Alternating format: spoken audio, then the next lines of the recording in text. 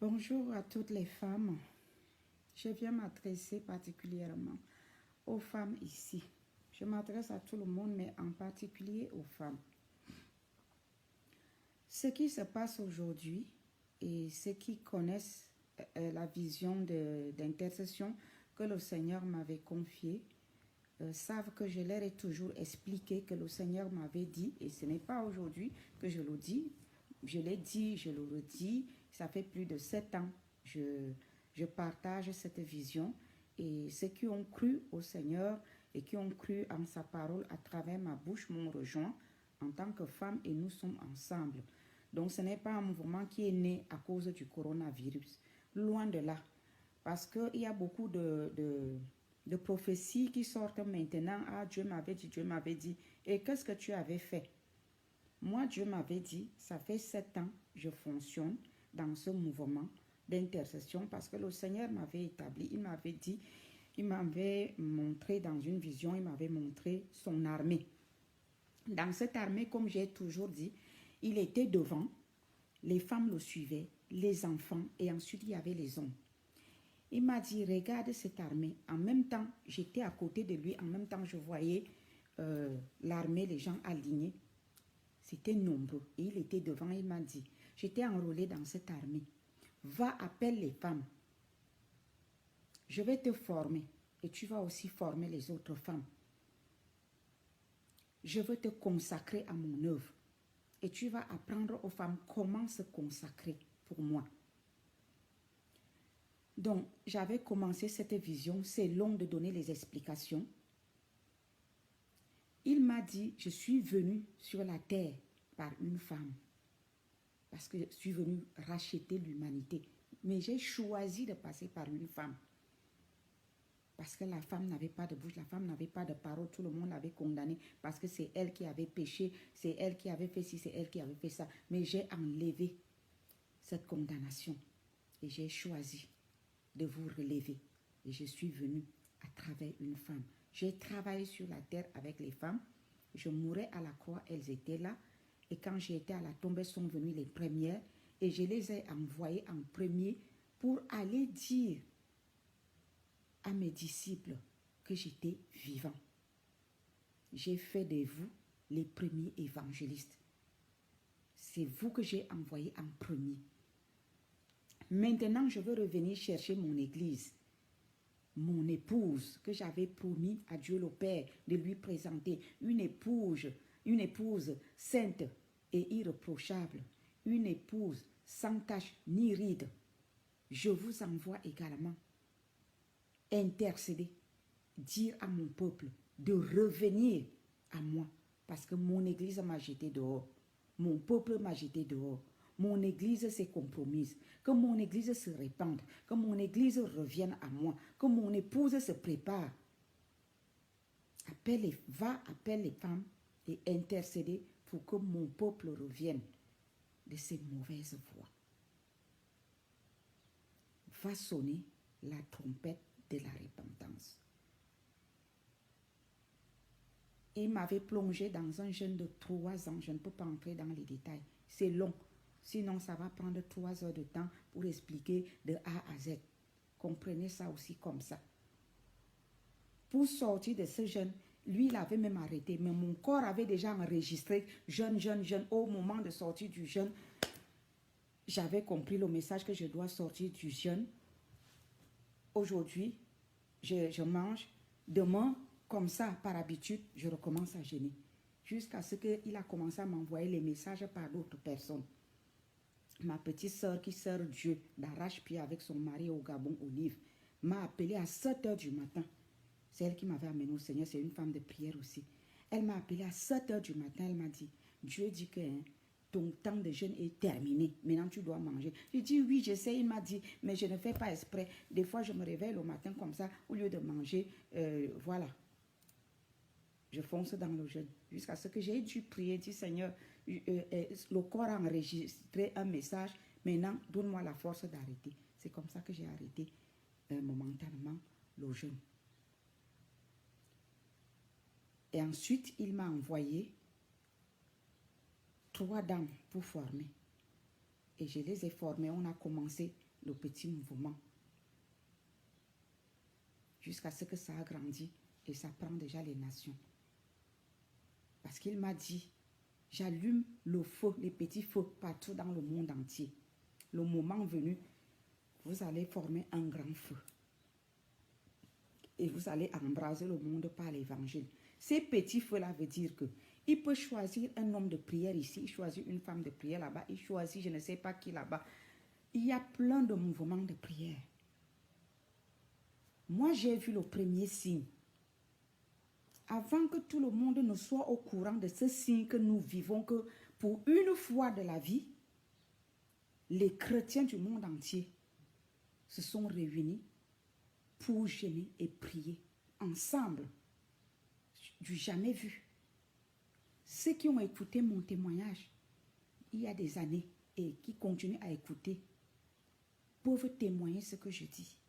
Il m'avait déjà dit et je l'ai annoncé que Dieu dit que le moment venu, il va nous réunir pour qu'on prie et qu'on embrasse le monde par l'évangile.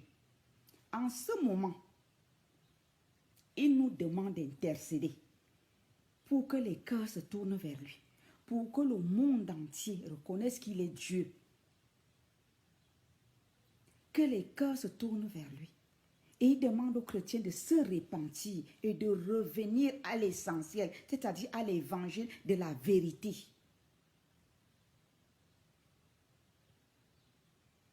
Je continue à m'adresser aux femmes en disant que femmes, peut-être que tu es déjà dans un groupe d'intercession, mais il faut que l'intercession là soit pour le but de Christ, que ce ne soit pas pour tes problèmes personnels. Si le groupe d'intercession que tu te trouves, c'est juste pour les problèmes personnels ou les besoins de l'assemblée, s'il te plaît, commence à prier selon la direction du Seigneur, selon la direction que lui, il veut, où il nous attend, c'est-à-dire pour les nations, pour que les nations se tournent vers lui. Changez votre manière de prier. Priez pour l'intérêt du royaume. Laissez vos besoins de côté. La Bible dit dans Matthieu 6, verset, je crois, 33. C'est 6, 33. Cherchez premièrement le royaume et sa justice, et toutes choses vous seront données. Et il dit aussi, ne vous souciez pas du lendemain, car le lendemain prend soin de lui-même. Femme, laisse tes problèmes de côté. Occupe-toi de l'œuvre de Dieu. Tu verras le Seigneur régler tes problèmes sans que tu les lui présentes. La Bible dit qu'avant qu'on ne prie, il nous a déjà exaucés. Donc, laisse tes problèmes de côté. Suis le Seigneur.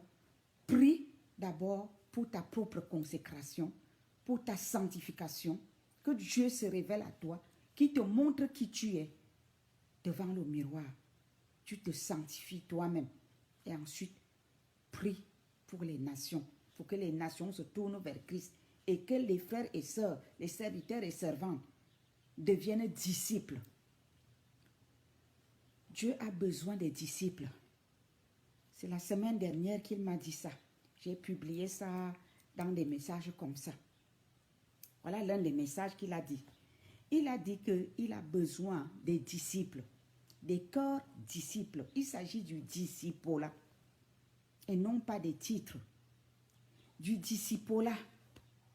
Il a besoin des disciples, les cœurs des disciples, les cœurs qui écoutent, les cœurs qui le suivent, les cœurs qui lui sont obéissants.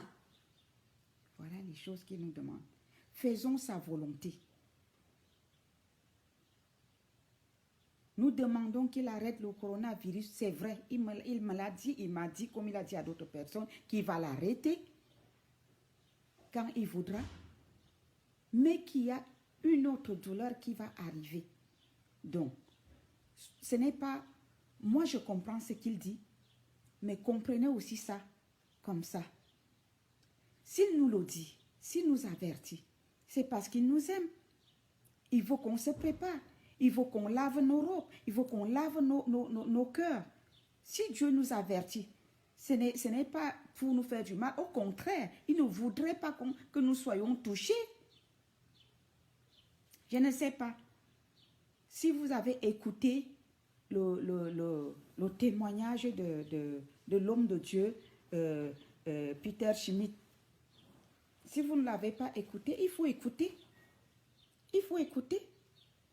Quand j'écoutais cet homme, à l'intérieur de moi, ça témoignait quelque chose. Quand il parlait, c'est comme s'il était là souvent quand le Seigneur vient me parler. Il a dit qu'il a l'impression qu'il est né de nouveau. Oui, c'est ce que Dieu nous demande. Il dit qu'il faut que nous devenions des disciples. Il m'a dit qu'il faut que les chrétiens se convertissent en disciples. Et c'est ce que ce papa a dit dans son témoignage. Lui et moi, on ne se connaît pas particulièrement. Donc, je ne peux pas dire une chose plusieurs fois et puis on reste insensible à ça. Hommes de Dieu, femmes de Dieu, serviteurs, servantes, chrétiens, devenons tous disciples. Le Père nous demande de devenir les disciples.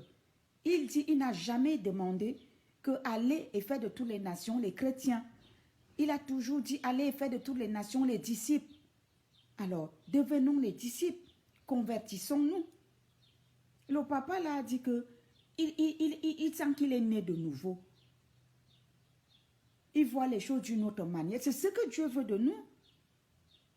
Rentrons en nous-mêmes. Cessons de chercher ce qui nous plaît. Cherchons la volonté de Dieu. Amen. Que le Saint-Esprit touche vos cœurs. Que lui seul vous convainc et vous ramène à la raison. Parce que l'homme ne peut convertir l'autre. Personne ne peut convaincre l'autre. Et ma prière, c'est que, Père éternel, Dieu Tout-Puissant, je te prie de visiter chaque cœur, chaque personne qui va entendre ta voix au travers ma bouche, tes paroles au travers ma bouche. Père éternel, les paroles que tu m'as dites, que le Saint-Esprit convainc leur cœur et les amène à la raison. Pour que tous ensemble, nous puissions devenir disciples et que nous fassions ta volonté. Au nom de Jésus. Amen. Soyez bénis et surtout que le Seigneur se révèle à chacun d'entre vous. Amen.